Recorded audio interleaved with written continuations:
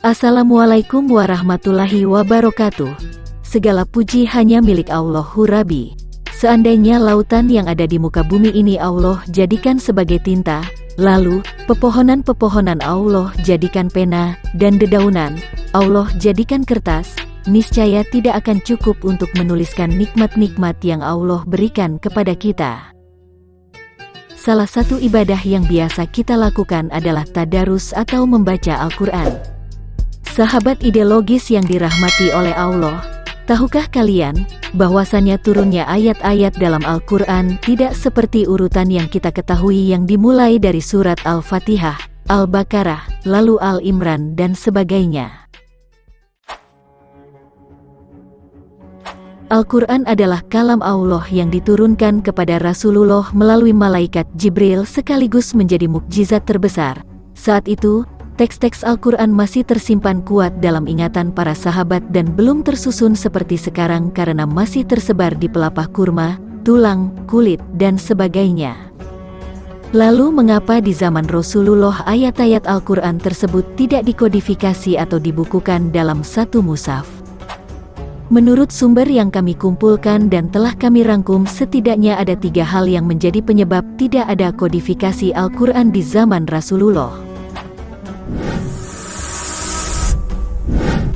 Pertama, Al-Quran diturunkan kepada Rasulullah tidak sekaligus melainkan secara berangsur-angsur selama kurang lebih 23 tahun. Kondisi ini tentu tidak memungkinkan untuk mengumpulkan ayat-ayat Al-Quran dalam satu mushaf sebelum ayat-ayat itu turun secara keseluruhan. Kedua, ada sebagian ayat Al-Quran yang termansukh.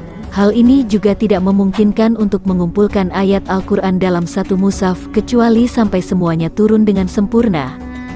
Dalil mengenai nasikh mansukh ini sebagaimana termaktub dalam surat Al-Baqarah ayat 106. Artinya ayat yang kami batalkan atau kami hilangkan dari ingatan, pasti kami ganti dengan yang lebih baik atau yang sebanding dengannya. Ketiga, susunan surat dan ayat-ayat dalam Al-Quran tidak berdasarkan waktu diterimanya wahyu oleh Rasulullah. Ada kalanya surat atau ayat diturunkan di awal tapi dalam susunannya ditempatkan menjelang akhir, seperti surat Al-Alaq ayat 1-5 yang turun di awal namun dalam penempatannya ada di surat ke-96. Syekh Ali As-Sabuni menjelaskan, ada 2 pendapat mengenai wahyu terakhir yang diterima oleh Rasulullah. Pendapat pertama adalah surah Al-Baqarah ayat 281. Artinya, dan takutlah pada hari ketika kamu semua dikembalikan kepada Allah. Kemudian setiap orang diberi balasan yang sempurna sesuai dengan apa yang telah dilakukannya, dan mereka tidak dizalimi atau dirugikan. Sedangkan pendapat kedua adalah surat Al-Maidah ayat 3. Artinya, pada hari ini telah aku sempurnakan agamamu untukmu, dan telah aku cukupkan nikmatku bagimu, dan telah aku ridai Islam sebagai agamamu.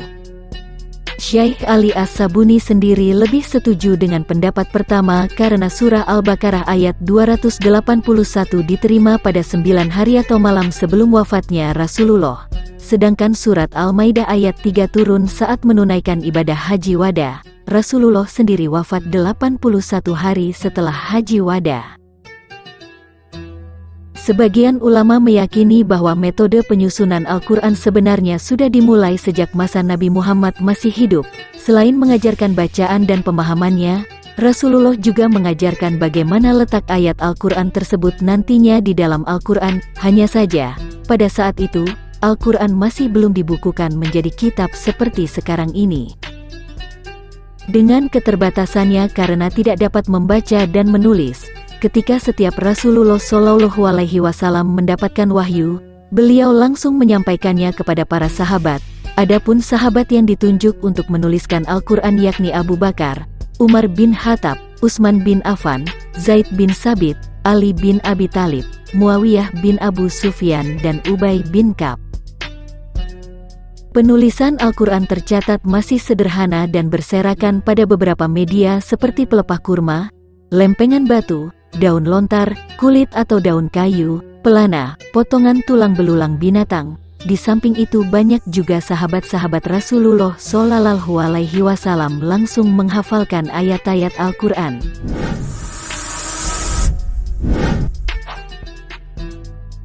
Pada masa ini banyak sahabat Hafiz mati syahid di perang Yamamah. Jumlah yang syahid sekitar 50 qori, seperti dilansir dari Republika. Maka dari itu, Umar bin Khattab mulai risau dan memikirkan masa depan akan Al-Quran. Kemudian, ia berdialog dengan Khalifah Abu Bakar untuk pengumpulan kembali Al-Quran. Karena kekhawatiran tersebut, maka Abu Bakar dan Umar bin Khattab mulai mengumpulkan lembaran ayat-ayat Al-Quran. Lalu, Abu Bakar meminta Zaid ibn Sabit, yaitu salah satu mantan juru tulis Nabi Muhammad SAW untuk menuliskan Al-Quran agar menjadi lembaran yang dapat disatukan.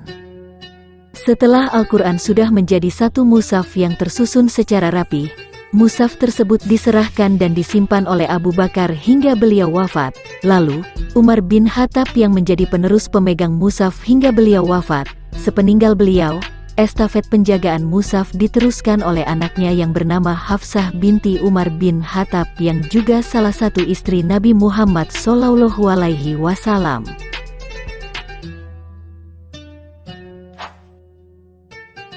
Agama Islam semakin menyebar luas, sehingga menyebabkan perbedaan pengucapan beberapa kata dalam Al-Quran. Maka, Utsman bin Affan berinisiasi membuat standar Al-Quran atau biasa kita menyebutnya dengan Mushaf Utsmani.